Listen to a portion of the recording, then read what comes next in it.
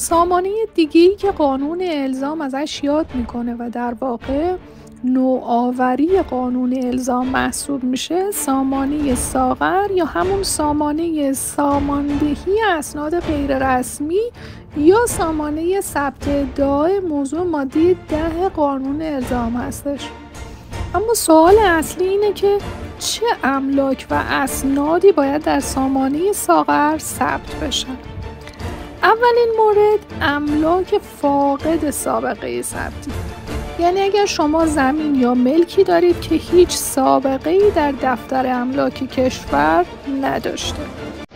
دومین مورد، املاک دارای سند رسمی به نام اشخاص ثالث. یعنی اگر شما یک ملک ورثه‌ای رو خریدین اما سند رسمی همچنان به اسم متوفاست. سومین مورد، دارندگان اسناد قدیمی یا دفترچه‌ای هستند. و سوال بعدی اینه که مهلت ثبت ادعا از کی آغاز میشه و ضمانت اجرای عدم ثبتش چی هست؟ اولا که این سامانه هنوز راه اندازی نشده.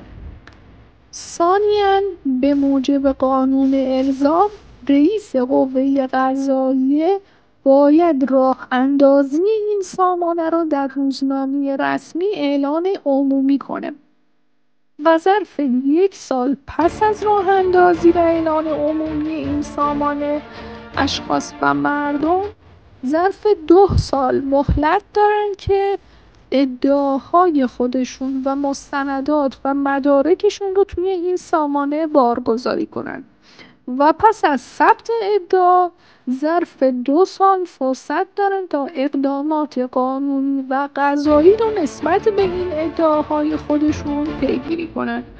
در غیر این صورت و با انقضاء مهلت‌ها هیچ ادعایی از این اشخاص پذیرفته نمیشه و دعاوی حقوقی و کیفری این اشخاص با قرار عدم استماع مواجه میشه.